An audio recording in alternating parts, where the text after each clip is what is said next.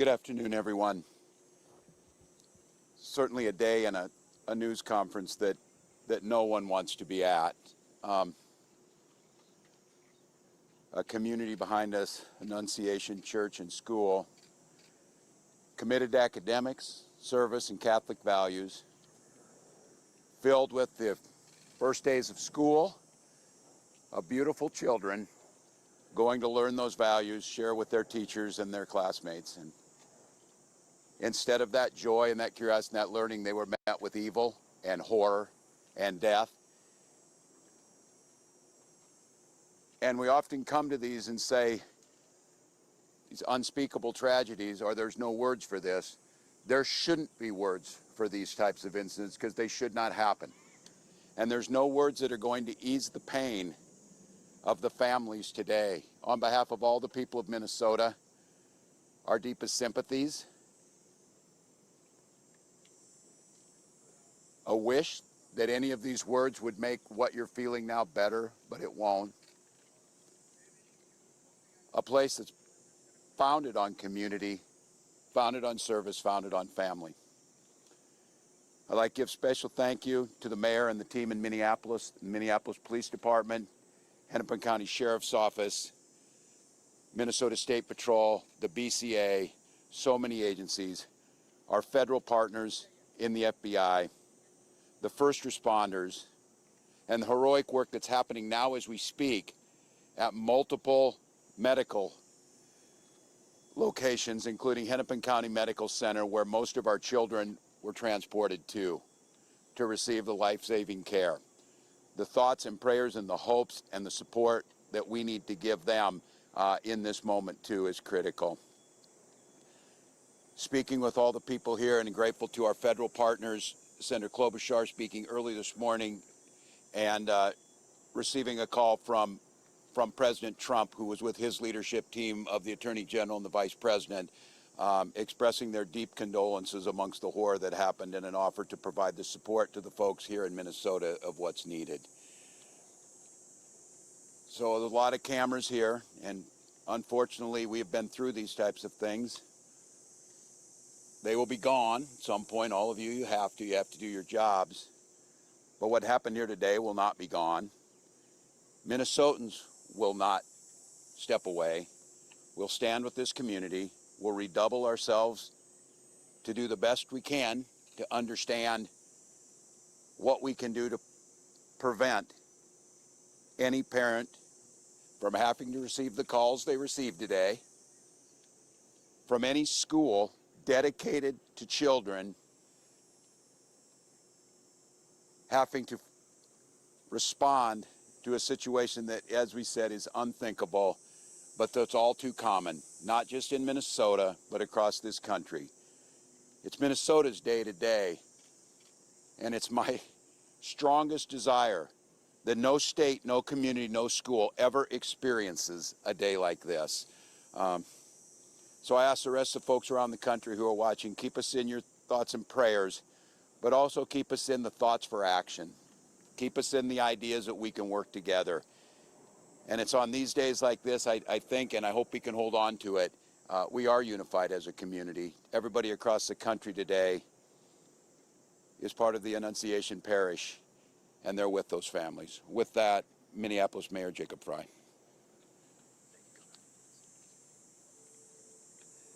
Thank you, Governor.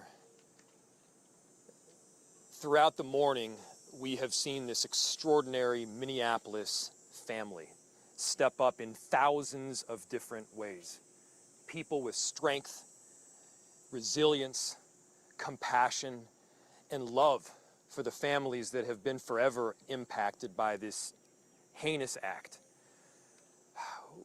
We want to make sure that we're doing everything possible for them right now, and I want to give a special thank you, and we are so grateful to all of the faculty and the teachers at Annunciation. The way that they acted during severe threat and danger was nothing short of heroic. This is a tragic and horrible event that should never occur, and it would have been all the more tragic and horrible had they not stepped in, at times perhaps put themselves in danger to protect others. As horrible as this has been, it could have been far worse. I'm grateful for our law enforcement partners, our police officers in the Minneapolis Police Department and other law enforcement agencies well beyond that step up, that answered the call to make sure that they were running towards danger when so many of the rest of us would have run in the other direction. Thank you. We are so appreciative of your service. To Principal DeBoer and your whole team, the ethic that you have showed, the love that you've shown, it's flat out incredible. And at the same time, look, we need to be doing more than talking. It can't just be words. There needs to be action.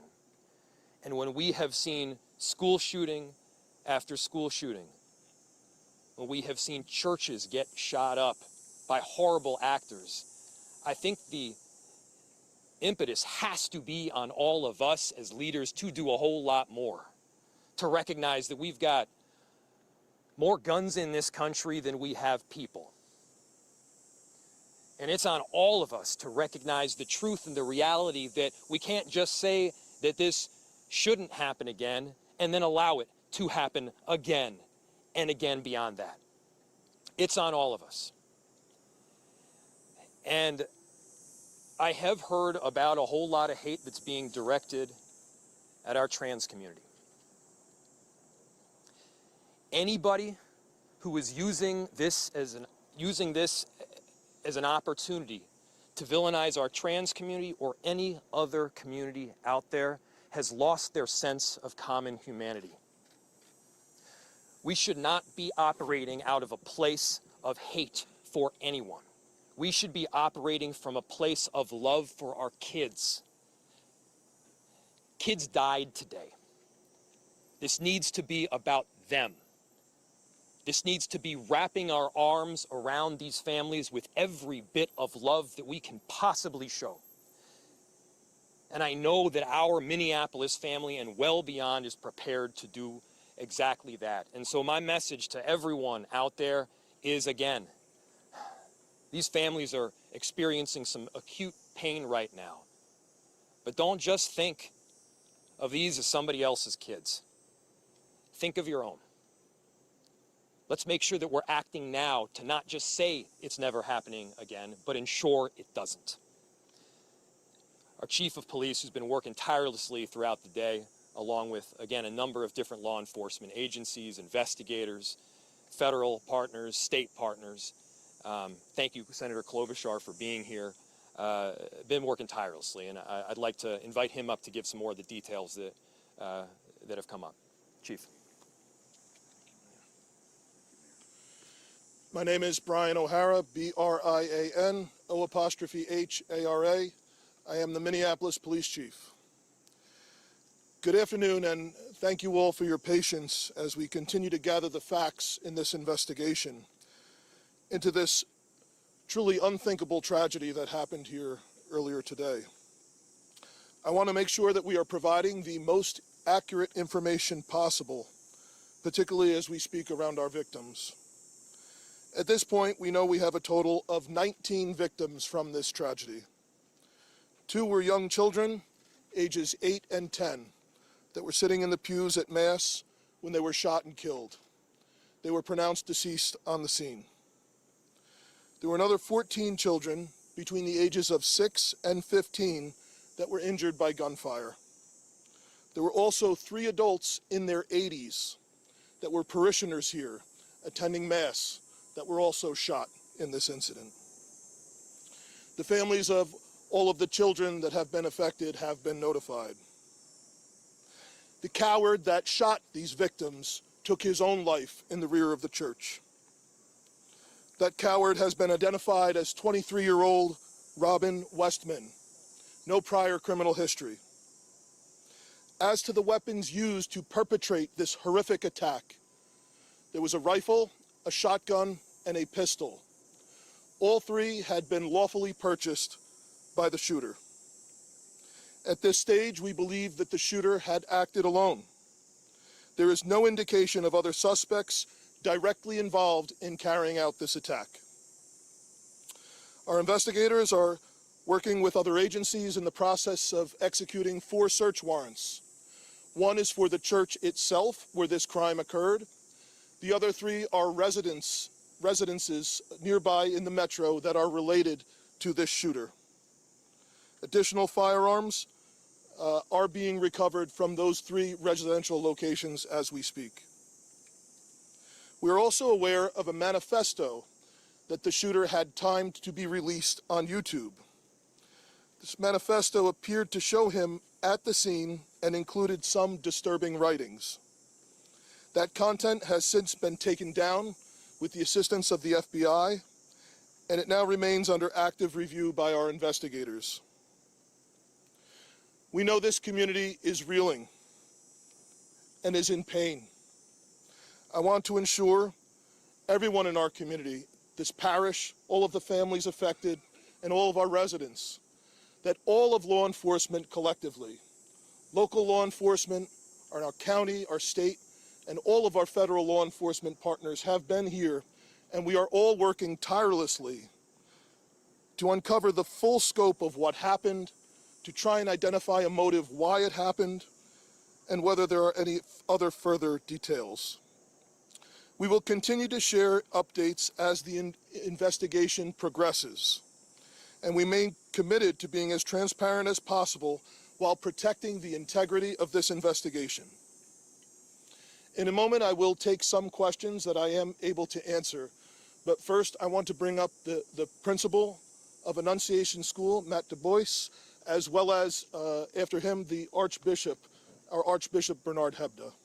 So, Principal.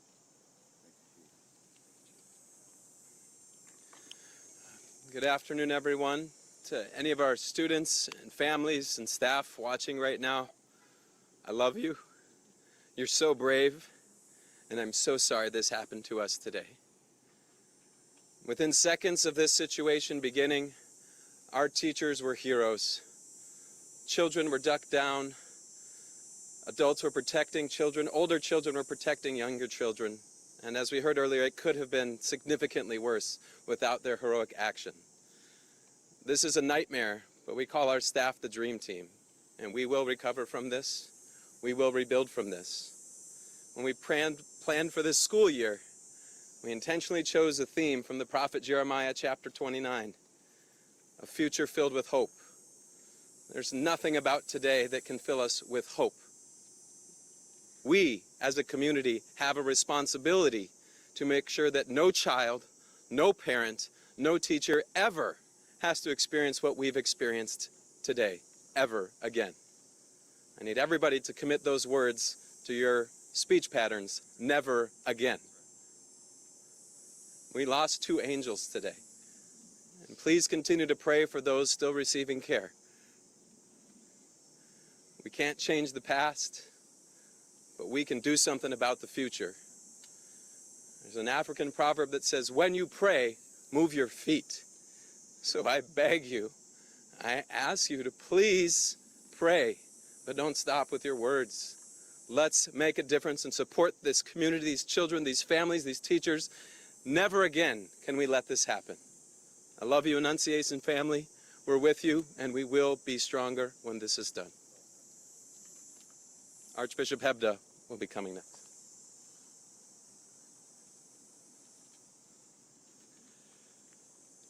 Thank you, Principal DeBoer. I'm so grateful that Mayor Fry and the Chief both mentioned how valiant you and your staff were. I'm so grateful to the pastor here at Annunciation, Father Dennis Zarin, for the deacon, Deacon Kevin Keneally, also were heroic in this time. But how sad it is, for sure, not only for the families who are directly involved, but indeed for families everywhere who feel the threat that comes from an event, a tragedy like today's. I would never want to correct a principal, but Principal DeBoer said it wasn't so clear where would be the source of hope. And brothers and sisters, we have to be men and women of hope. Already today, I've been receiving messages from all over our country promising prayers. And I think it's the prayers of the feet as well, Principal.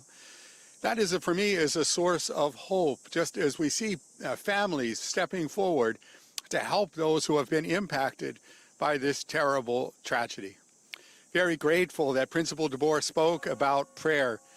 Certainly that the bell in a Catholic church is always a call to prayer, and so it's a reminder for us for sure to be praying. And we have to recognize that it's through prayer and through that prayer of the feet, through that action, that we can indeed make a difference. That has to be the source of our hope. I was particularly pleased today to receive a message from Pope Leo. If you'd bear with me, I'd like to share that with you. It comes directly from Cardinal Pietro Parolin, who's the Secretary of State, and it reads like this. His Holiness Pope Leo XIV was profoundly saddened to learn of the loss of life and injuries following the shooting that took place at Annunciation Church in Minneapolis. And he sends his heartfelt condolences and the assurance of spiritual closeness to all those affected by this terrible tragedy, especially the families now grieving the loss of a child, while commending the souls of the deceased children to the love of Almighty God. His Holiness prays for the wounded as well as the first responders, medical personnel, and clergy who are caring for them and their loved ones.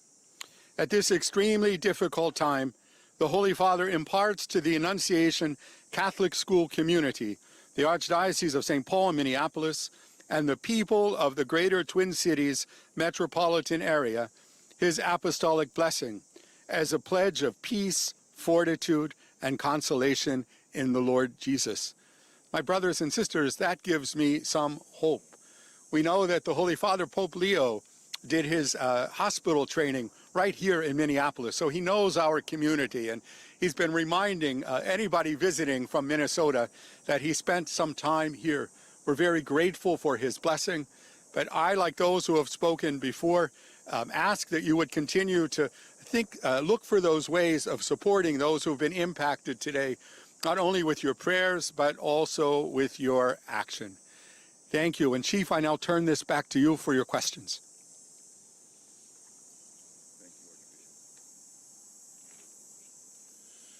Thank you, Archbishop. As I mentioned, obviously the investigation continues in its preliminary stages. I will take some questions now, and additionally, we will let you know when we can provide some updated information. How are the injured students doing? What are their conditions at this point? The question from Matt was, how are the injured students doing? I believe all of them have their parents with them now, and they are all expected to survive. All of the remaining victims are expected to survive. There is a range of injuries, however. Chief, you said the weapons were acquired legally. Do we know when Yes. and where they were acquired? I can tell you they were purchased recently. Chief, can you tell us anything more about a possible motive here? We've also heard reports that the suspected shooter's mother was employed here at some point. Can you confirm that as well? Okay. So the question was on a possible motive and a relationship to the church or to the school. I have no information to share on a motive other than saying again that there was some sort of manifesto that was timed to come out on YouTube. It's been taken down, and our investigators are going through that to try and develop a motive from that. Additionally, there are these 3 search warrants happening in residential locations, and we may very well, find more information or writings that could give some sense to that, but we don't have that now. And I cannot confirm a relationship between the suspect or his family and this church at this time, but that's obviously something we're looking very closely at. Can you confirm at this point whether it was in fact by the suspect, or you believe at this point that it is in fact from him? And second question, What was by the suspect? I'm sorry. manifesto that you've been Okay. talking about. Yep. So the question was about the manifesto. We do believe it was by the suspect, yes. And we understand that we've seen some documents about a name change that somebody with the same name as the suspect has filed for a few years ago. Yep. Do you believe this to be the same person, that Robin Westman was in fact born with a different name at this point? And can you speak a little bit more about the identity? Yep. So the question was about the suspect, and he had a name change at some point in the past. I cannot confirm that other than confirming the identity, the name that I gave you, the age. That is the suspect. That's the person that we believe has caused this. Chief, you mentioned these videos posted on YouTube, seemingly scheduled to be posted right after the shooting. Is there anything that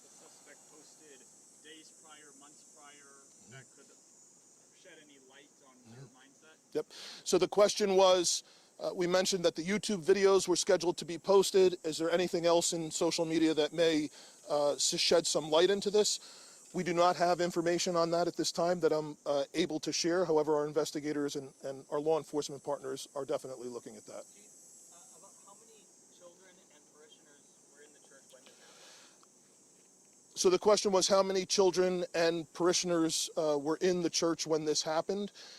This was towards the beginning of Mass, so some of the children were already filed into the church and were seated. Others were coming in. I've heard estimates, but we will release a more definitive number.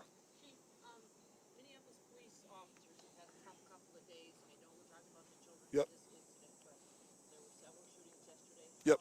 How is the resource thing going for you? Are you getting help from other places now? Yep. So Sue's question was resources for Minneapolis police due to the other challenges we've had the last 24 hours. Obviously, this has been the most difficult. The dozens of officers that responded to this scene, many of them are deeply traumatized by what they saw, as are obviously all of the children, all of the staff members, Father Dennis, everyone who was at Mass this morning. So obviously that has been our number one priority, is to care for the health and wellness of the officers that responded here. Additionally, obviously, we have responded to other challenging situations and other acts of violence. I can say, in regard to the shooting that happened outside of the high school yesterday, we have arrested 2 people for assisting in that shooting. We have not gotten the shooter yet, but we believe we have 2 people under arrest that were present with the shooter when that happened, and we're making significant progress. There was an additional arrest at a homicide last night that happened on the 2700 block of 3rd Avenue South. That person has not been booked specifically for being responsible for that murder, but we believe that is the person who caused that. So, First time you've ever had to deal with a mass shooting? no, unfortunately not. Yep. A lot of the politicians here, the principal and others have said that this can never happen again. I'm just wondering if you have a suggestion for where we start to make sure it doesn't ever happen again. Yeah, so the question was, where do we start to make sure this doesn't happen again? I don't have an answer for that at this time. Chief, we understand from the federal that there is an idea that this may be investigated, maybe it already is, I'm not sure my information, as a hate crime against Catholics. I'm asking you, perhaps, Archbishop, is this a line of investigation that you have open? Can you comment on that? So the question is this an investigation into a hate crime against Catholics? We don't have a motive at this time. Obviously, we're open to any possibilities at all, but we don't have a motive or anything to suggest Do you that. know if there is any more safety, any more protective measures that are implemented at other Catholic schools throughout the Twin Cities or churches? I'm sure there are masses going around right now this afternoon. Yeah. It's just a week out from, or a few days before the start of school. Yeah. So the question is the concern for other churches, other schools around the metro. Unfortunately, this is something that our community has been dealing with for some time. The threat of active shooters, the threat of hate crimes at houses of worship, unfortunately, is not something new here. And of course, our precinct inspectors, our crime prevention specialists are available to work with both houses of worship, churches, and schools that do reach out to assist in any additional security measures or advice that we can offer them. Question about that to follow up. Are you aware if this is the first time that actually a Catholic mass has been targeted and there have been victims inside a Catholic church during mass? In the Twin Cities, not in the world. In the Twin Cities, I'm unaware of any other. yeah, from the the question was, is this the first time that there's been attack of Catholics at Mass in the Twin Cities area? The Archbishop is unaware of any other attack.